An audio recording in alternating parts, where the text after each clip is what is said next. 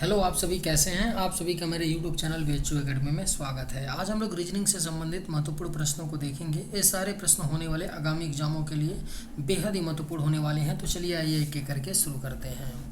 नीचे दी गई श्रृंखला श्रेणी में प्रश्नवाचक चिन्ह के स्थान पर कौन सी संख्या आएगी। सीरीज का प्रश्न दिया गया है, पूछा जा रहा है कि क्वेश्चन मार्क के स्थान पे क्या आएगा। ठीक है, जब भी आपको सीरीज का प्रश्न मिले तो दो बातें विशेषता ध्यान दीजिए। पहली बात हमें ये देखना है कि सीरीज बढ़ते क्रम में है कि घटते क्रम में। ठीक है, यहाँ पे देखेंगे सीरीज बढ़ते क्रम में 28 के बाद 33 और 33 के बाद 31, 31 के बाद 36, यानी ये सीरीज ना बढ़ते क्रम में है ना घटते क्रम में है, मिक्स क्रम में है। ठीक है, क्योंकि छोटी संख्या के बाद बड़ी संख्या, बड़ी संख्या के बाद छोटी संख्या आ रही है। ठीक है, जब भी कोई मिक्स सीरीज होता है ना तो उसमें संभावना 99% होता है कि दो सीरीज होता है। ठीक है, तो इस क्वेश्चन को देख लेते हैं।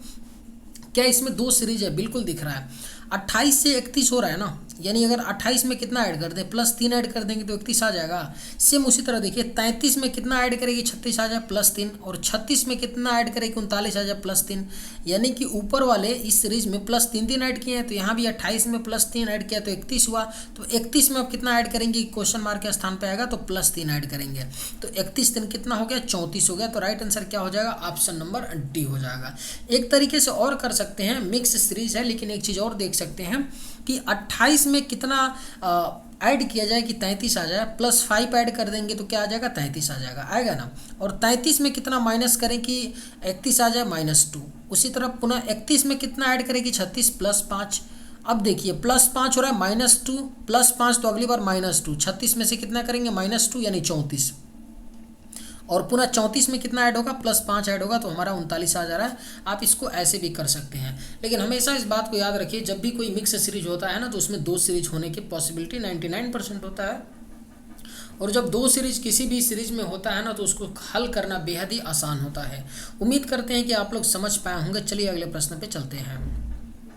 नीचे दिए गए विकल्पों में से संबंधित संख्या को चुनिए। दिया गया है 11,529 संबंधित है, 721 35 है। उसी तरह बताना है 192 943 क्वेश्चन मार्क के स्थान पे क्या आएगा, कैसे संबंधित होगा। जब भी ऐसा प्रश्न मिले, कोई एग्जाम नहीं है जिस एग्जाम में रीजनिंग का प्रश्न पूछा जाए और इस टाइप का प्रश्न ना पूछा जाए, पूछा जाता है। एसएससी का तो फेवरेट क्वेश्चन होता है। ठीक है, करने का सिंपल तरीका होता है, हम ये देखते हैं कि जो दो पेयर की संख्याएं होती हैं, जैसे यहाँ पे है 11,529 और 721 35, ये कैसे संबंधित है, इनके बीच क्या लॉजिक लग रहा है। ठीक है, जो संबंध इनके बीच है सेम संबंध हम लोग 152 943 और क्वेश्चन मार्क में लगा करके अपना आंसर लाएंगे। ओके, यहाँ पे अगर ध्यान से अगर आप लोग देखेंगे तो 115 29 जो है छोटी संख्या है 721 35 से, तो जाहिर सी बात है कि 115 29 में कुछ ऐड हो रहा होगा तभी तो इतना बन रहा होगा।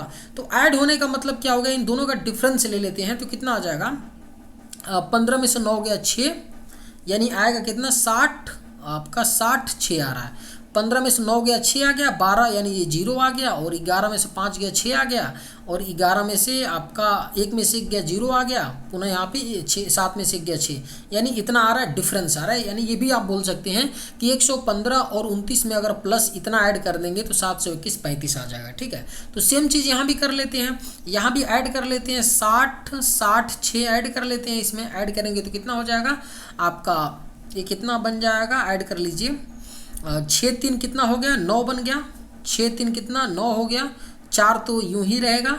अब देखिए आप 9 लास्ट में आया तो भी आप यूनिट डिजिट से करके निकल सकते हैं, ऑप्शन ए इसका राइट आंसर होगा। जोड़ के पूरा देख लेंगे तो भी यही आएगा। ठीक है, क्योंकि यूनिट डिजिट पे आपका 9 किसी और ऑप्शन में नहीं है। ऐड कर लेते हैं, पूरा 4 हो गया, 9 6 15 कर 5 हो गया, हासिल 1 हो गया, और ये 2 1 3 हो गया, और 6 5 कितना हो गया, तो आपका 11 हो गया, 1 1 2। देख लीजिए 213 आपका 549 आ रहा है, किसमें है, तो ऑप्शन नंबर ए में। उम्मीद करते हैं कि आप लोग समझ पाए होंगे। चलिए अगले प्रश्न पे चलते हैं।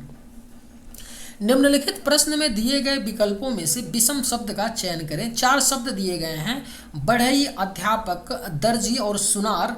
इन चारों में से बताना है कि 3 किसी प्रकार से संबंधित हैं और एक इनमें से क्या है, विषम है। तो उस विषम को हमको पता करना है। ध्यान से अगर चारों शब्दों को देखने की प्रयास करेंगे तो बढ़ई और दर्जी और सुनार क्या होते हैं, एक कारीगर की कैटेगरी में आते हैं, एक कारीगर की श्रेणी में आते हैं। तीनों क्या होते हैं, कारीगर की श्रेणी में आते हैं कि नहीं। सुनार का भी काम होता है सोने से तांबे से गहने को बनाना, एक क्या होता है, कारीगरी का काम होता है। दर्जी का भी काम होता है कपड़े और सुई धागों से अच्छे कपड़ों को सिलना, ये भी क्या होता है, एक कारीगरी का काम होता है। बढ़ई का काम होता है, क्या होता है, ये भी एक कारीगरी का ही काम होता है। लेकिन अध्यापक का है, अध्यापक इसमें विषम आपका हो जाएगा, क्योंकि क्या है, अध्यापक जो होता है एक कारीगर की श्रेणी में आपका नहीं आता है। तो राइट आंसर क्या हो जाएगा, ऑप्शन नंबर बी। चलिए अगले प्रश्न पे चलते हैं। यदि रेस को 4793 के रूप में, फैक्ट को 1795 के रूप में कोड किया जाता है, तो रिएक्ट को कैसे कोड किया जाएगा। देखिए, जब भी ऐसा प्रश्न मिले, ध्यान से समझिएगा मेरी बात को, जब भी ऐसा प्रश्न मिले ना, तो आप लोग एक चीज़ देखा करिए कि जो पूछा जा रहा है, जैसे यहाँ पे रिएक्ट पूछा गया ना, क्या रिएक्ट के जो अल्फ़ाबेट दिए गए हैं क्या रेस और फैक्ट में मिल रहे हैं, क्या जितने भी रिएक्ट के अल्फ़ाबेट हैं मिल रहे हैं। आर भी है, रेस में आर भी है, ई भी है, रेस में बिल्कुल ई है, ए भी है, रेस में बिल्कुल है, सी भी है, रेस में बिल्कुल है, और टी किस में है, फैक्ट में है। इसका मतलब अगर रिएक्ट के सारे अल्फ़ाबेट हमें मिल रहे हैं, इसका मतलब इसमें डायरेक्ट कोडिंग हो रहा है। डायरेक्ट कोडिंग का मतलब ये होता है कि आर को 4 से कोड किया गया है, ए को 7 से कोड किया गया है, सी को 9 से कोड किया गया है, ई को 3 से, एफ को 1 से, ए को 7 से, सी को 9 से और टी को 5 से। सिंपल सी बात है, ठीक है। अब इसको थोड़ा और समझने के लिए यहाँ पे क्या करते हैं, लिख लेते हैं आपको समझाने के लिए। रेस हो गया 4793। इसका मतलब ये हुआ ना कि आर के लिए जो कोडिंग होगी ना, वो क्या होगा, आपका 4 होगा, ए के लिए 7 होगा, सी के लिए 9 होगा, ई के लिए क्या होगा, 3 होगा। ध्यान से समझिएगा, ठीक है। और टी के लिए यहाँ पे हमारा 5 होगा। तो रिएक्ट की बात करते हैं, आर के लिए कोड क्या है, 4 है, ई के लिए कोड क्या है, 3 है, ए के लिए 7 है, सी के लिए 9 है और टी के लिए यहाँ पे 5 है। तो क्या हो जाएगा, रिएक्ट को 43795 के रूप में कोड किया जाएगा। किसमें, 43795 के रूप में रिएक्ट को। तो 43795 किस ऑप्शन में दिया गया है, ऑप्शन नंबर डी में। तो हमारा राइट आंसर क्या हो जाएगा, ऑप्शन नंबर डी। उम्मीद करते हैं कि आप लोग समझ पाए होंगे। चलिए अगले प्रश्न पे चलते हैं। कौन सा विकल्प नीचे दिए गए शब्दों का सार्थक आरोही क्रम दर्शाएगा। आपको 5 शब्द दिए गए हैं, खाओ, फल, बीज, तोड़ो, पौधा। इनको एक सार्थक क्रम में हमको अरेंज करना है। ऐसा जब भी प्रश्न मिले ना, 5-6 आपको शब्द दिया जाता है, तो सबसे पहले सभी शब्दों को आप लोग 2-3 बार पढ़ने की कोशिश कीजिए, ठीक है। सभी शब्दों को 2-3 बार पढ़ेंगे ना, तो आपको कोई ना कोई क्या मिल जाएगा, आपको कोई ना कोई ये मिलेगा, ऐसा मिलेगा कि किस चीज़ के बारे में बात की जा रही है। अगर हम लोग 2-3 बार इसको पढ़ेंगे तो हमें पता चल रहा है कि फल, बीज, तोड़ो, पौधा, खाओ। इसका मतलब ये हो रहा है कि बीज को बोया जाता है तो पौधा बनता है, तो फल निकलता है तो हम उसको तोड़ते हैं, खाते हैं। कुछ इस तरह का क्या होगा, एक क्रम होगा। समझ पा रहा है। तो 2-3 बार पढ़ने पर ही एक क्लियरिटी होती है कि इसमें क्या क्रम चल रहा होगा। तो इसमें अगर हम लोग देखें, सबसे पहले हमें बीज की ज़रूरत होती है, यानी 3 नंबर। बीज बोते हैं तो क्या बनता है, पौधा बनता है 5 नंबर। और जब पौधा बन जाता है तो क्या होता है, फल देता है 2 नंबर। और जब फल देता है तो हम लोग क्या करते हैं, तोड़ते उसको हैं 4 नंबर। और तोड़ने के बाद क्या करते हैं, खाते हैं। यानी सार्थक क्रम क्या होगा, 352, 41 और 352, 41 किस ऑप्शन में दिया गया है, ऑप्शन नंबर डी में। तो राइट आंसर क्या हो जाएगा, ऑप्शन नंबर डी। उम्मीद करते हैं कि आप लोग समझ पाए होंगे। चलिए अगले प्रश्न पे चलते हैं। एक घड़ी में 7:40 का दर्पण प्रतिबिंब क्या होगा। बिल्कुल फिक्स सेट पैटर्न का प्रश्न है और इसको करने का एक फिक्स तरीका होता है, बिल्कुल सिंपल तरीका होता है। इसे आप लोग याद रखिए। जब भी किसी घड़ी में टाइम दिया गया हो और उसका दर्पण प्रतिबिंब टाइम पूछा जाए, मिरर इमेज में उसका टाइम पूछा जाए, तो एक फार्मूला होता है। फार्मूला क्या होता है कि जो 11:60 में से हमको दर्पण प्रतिबिंब में टाइम निकालने के लिए फार्मूला होता है कि 11:60 में से जो टाइम रियल दिया होता है उसको माइनस कर लीजिए, आपका मिरर का टाइम आ जाएगा। यहाँ 60 में से 40, 20 आ गया, 11 में से 7, 4 आ गया, यानी 4:20 हो रहा होगा किसमें, तो प्रतिबिंब में। तो राइट आंसर क्या हो जाएगा, ऑप्शन नंबर बी हो जाएगा। उम्मीद करते हैं कि आप लोग समझ पाए होंगे। इसको याद आप लोग रखिएगा, क्योंकि ये क्वेश्चन पूछ लिया जाता है और अगर आप लोगों को ये पता नहीं रहेगा तो फिर आप लोग गलती कर जाएंगे, कन्फ्यूजन हो जाएगा। जब भी रियल टाइम दें और दर्पण प्रतिबिंब टाइम पूछा जाए ना, तो कुछ भी नहीं करना है आपको। क्या करना है, 11:60 में से एक्चुअल टाइम को माइनस कर देना है। ठीक है, नीचे दिए गए विकल्पों में से संबंधित शब्द को चुनिए। दिया गया है फूल कली से संबंधित है, उसी तरह पौधा क्वेश्चन मार्क के स्थान पे क्या होगा। ठीक है, सेम दूसरा नंबर सवाल है, अंतर इतना ही था कि वहां पे आपको नंबर दिए गए थे और यहाँ पे आपको शब्द दिए गए हैं, लेकिन करने का सेम तरीका होता है। एक और टाइप का इसमें क्वेश्चन बनेगा, यहाँ पर आपको अल्फाबेट दे देगा, यानी क्या करेगा, अल्फाबेट का पेयर दे देगा और पूछेगा। ठीक है, कई दफ़ा अल्फाबेट और नंबर का क्या करता है, कम्बिनेशन में क्वेश्चन पूछ लेता है। तो मेनली 3-4 टाइप का इस प्रकार से प्रश्न बन जाता है, लेकिन करने का सेम तरीका होता है। जो भी 2 पेयर के शब्द संख्याएं दी गई होती हैं उनमें हम देखते हैं संबंध लॉजिक, जो संबंध लॉजिक उनमें होता है वही संबंध लॉजिक हम लोग क्वेश्चन मार्क और गिवन नंबर और शब्द में लगा करके हम अपना आंसर लाते हैं। ठीक है, तो यहाँ पे अगर हम ध्यान से पढ़ने की कोशिश करेंगे फूल और कली को, तो कली से क्या बनता है, कली से क्या बनता है, तो फूल बनता है। कली से क्या बनता है, बिल्कुल कली जो होता है ना, छोटा सा फूल का स्वरूप होता है, वही जब खिलता है कली धीरे धीरे बड़ा होता है, बड़ मतलब कली होता है, तो फूल का आकार ले लेता है। उसी तरह पौधा जो है क्या होता है, बीज से ही तो बनता है ना, बीज बिल्कुल छोटा होता है, बीज से ही तो बनता है ना, बीज बिल्कुल छोटा होता है, और जब बीज क्या होता है धीरे धीरे बड़ा होने लगता है तो पौधे का रूप ले लेता है। तो राइट आंसर क्या हो जाएगा, क्वेश्चन मार्क के स्थान पे बीज हो जाएगा, और बीज किस ऑप्शन में दिया गया है, ऑप्शन नंबर सी में। उम्मीद करते हैं कि आप लोग समझ पाए होंगे। अगर वीडियो थोड़ा सा भी आप लोग को अच्छा लगे तो एक लाइक करके जाइएगा। यदि 19 मई 2012 को शनिवार था तो 1 अप्रैल 2014 को कौन सा दिन होगा, हमें दिन बताना है। एक बात आप लोगों को पता होगा कि अगर किसी वर्ष के, एक कंसेप्ट होता है ध्यान रखिएगा, अगर किसी सामान्य वर्ष के किसी दिन से सेम उसी दिन के अगले साल को जाने पर, अगले साल के सामान्य ईयर में जाने पर दिन एक दिन बढ़ जाता है। यानी कहने का मतलब यह है कि अगर 19 मई 2012 को शनिवार है तो मैं ये बोलूँगा 19 मई 2013 को क्या होगा, इतवार होगा, क्या होगा, संडे होगा।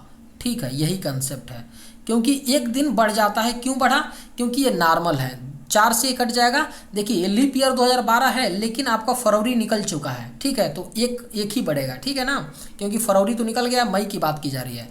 13 क्या है, लीप ईयर नहीं है। अगर लीप ईयर होता जिसमें फरवरी भी आता, ठीक है, तो उसमें 2 बढ़ जाता। यानी अगर लीप ईयर होता, फरवरी की बात की जाती, अगर यहाँ पे 18 फरवरी की बात हो जाती, तब शनिचर, इतवार, सोमवार बन जाता। ठीक है, अब देखिए ये बात आप लोग समझ गए होंगे, लेकिन थोड़ा सा हम लोग इसमें ऐसे नहीं जा करके थोड़ा कुछ अलग सोचने की कोशिश करते हैं। ऐसे भी आप कर सकते थे। 19 मई से 2012 से 19 मई 2013 के बीच में 365 दिन होगा, ध्यान से समझिएगा। और 19 मई 2013 से 19 मई 2014 तक कितना होगा, 365 दिन होगा, होगा ना, 365 दिन होगा। तो ये कितना हो गया, 3 3 6 7 730 दिन।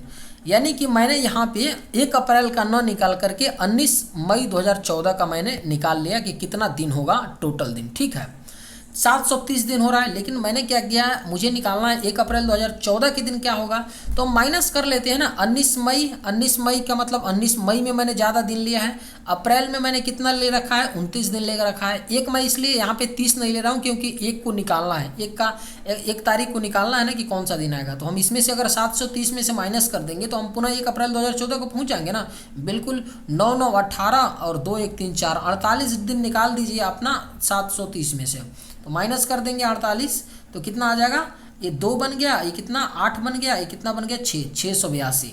अब टोटल मुझे पता चल गया है कि 19 मई 2012 से 1 अप्रैल 2014 के बीच में 682 टोटल दिन है। तो ऑर्डर डेज निकाल देते हैं, 7 से डिवाइड कर लेते हैं, 7 से काटेंगे, 7 9 63, 9 बार में कटेगा, और 7 9 63, और यहाँ कितना बच गया 5, और 7 7 49, शेष कितना बच गया, 2 बच गया, शेष 2 नहीं बचा, 3 बचा ना, 49 52 यहाँ होगा ना, तो शेष 3 बच गया। ठीक है, तो शेष 3 बच रहा है, तो 3 को इसमें शनिवार में ऐड कर देते हैं। तो शनिवार, इतवार, सोमवार, मंगलवार, यानी कि 1 अप्रैल 2014 को क्या होगा, मंगलवार होगा। तो राइट आंसर क्या हो जाएगा, ऑप्शन नंबर डी हो जाएगा। उम्मीद करते हैं कि आप लोग समझ पाए होंगे। चलिए अगले प्रश्न पे चलते हैं। उस वेन आर्य का चयन करें जो दिए गए वर्गों के बीच संबंध को सर्वोत्तम रूप से दर्शाता है। क्या दिया गया है? बहनें, भतीजे, माताएं, इन तीनों शब्दों से एक डायग्राम बनाना है जो इन तीनों शब्दों को रिप्रेजेंट करता है। ठीक है, बहनें और भतीजे में कोई संबंध है क्या? नहीं है। और बहनें और माताएं में कोई संबंध है क्या? बिल्कुल है। सारी कुछ बहनें माताएं भी होती हैं। ठीक है, कुछ माताएं बहनें भी होती हैं, तो बना लेते हैं। बहनें और माताएं में संबंध है, तो बहन हो गया, ये क्या हो गया? बहन। कुछ बहनें क्या होती हैं? माताएं होती हैं कि नहीं? माताएं होती हैं। लेकिन बहन और भतीजे में कोई संबंध नहीं है, ना ही भतीजे और माता में, तो भतीजे के लिए हम यहाँ पे बना लेते हैं अलग से। ठीक है, तो कुछ इस तरह का हमारा डायग्राम बनेगा। कुछ बहनें माताएं होंगी और कुछ माताएं बहनें होंगी, लेकिन भतीजे के लिए हमारा अलग डायग्राम बनेगा। तो इस तरह का डायग्राम किस ऑप्शन में दिया गया है? ऑप्शन नंबर बी में। तो राइट आंसर क्या हो जाएगा? Option number B. चलिए अगले प्रश्न पे चलते हैं।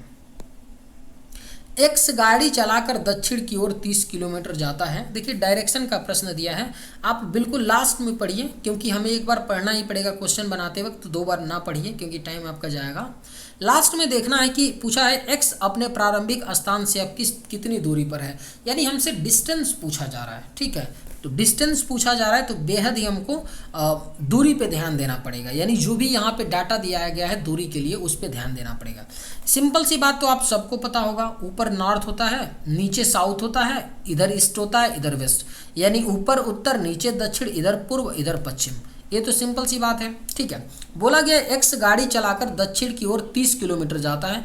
कोई बात नहीं, इसको हम दक्षिण में 30 किलोमीटर चला लेते हैं। चलो भैया चल लो 30 किलोमीटर साउथ में। ठीक है, अब बोला है और दाहिने मुड़कर 30 किलोमीटर सीधे जाने के बाद, और यहाँ दाहिने मुड़ जाते हैं और ये पुनः 30 किलोमीटर चलते हैं। ठीक है, जाने के बाद बाईं ओर मुड़कर सीधे 20 किलोमीटर चलते हैं। अब यहाँ से बाईं मुड़ जाते हैं और सीधे कितना चलते हैं? 20 किलोमीटर चलते हैं। अब क्या बोला है? और पुनः बाएं मुड़कर 30 किलोमीटर जाता है। यहाँ से पुनः बाएं मुड़कर 30 किलोमीटर जाएगा, मतलब इतना 30 चल दिया। तो पूछा है कि एक्स अपने प्रारंभिक स्थान से अब कितनी दूरी पे है।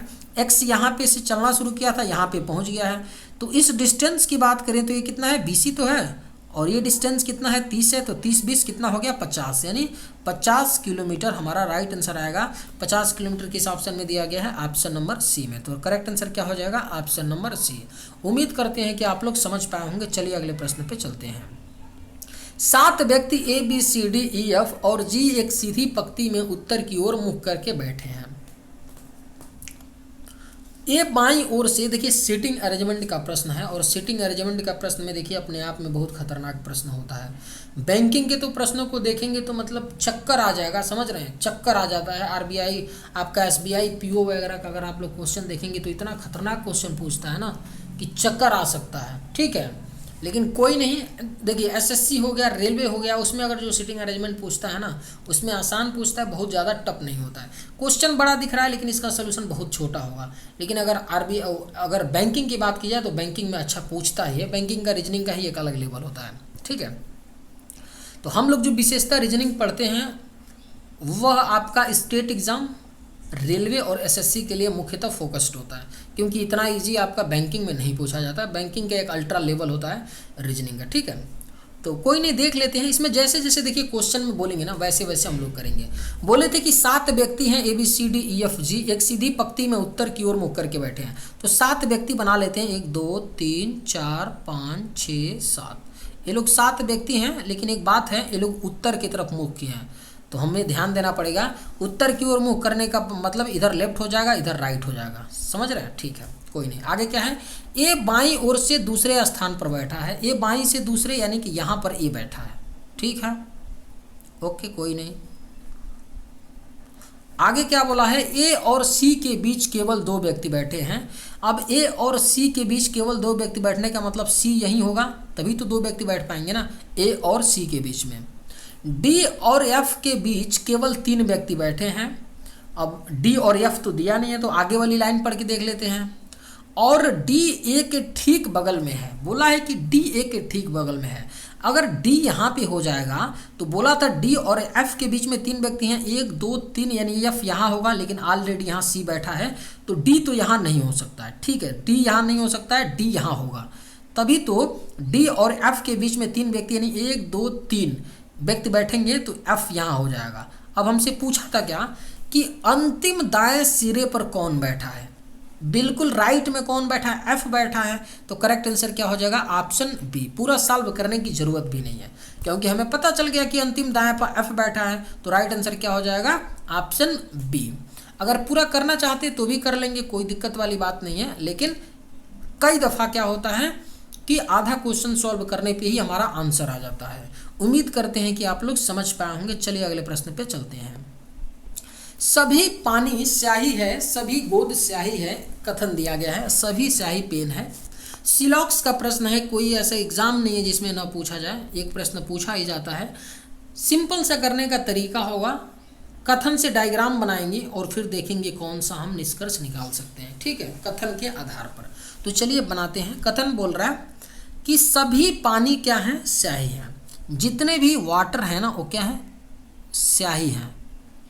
आपके जितने भी वाटर हैं क्या है, स्याही।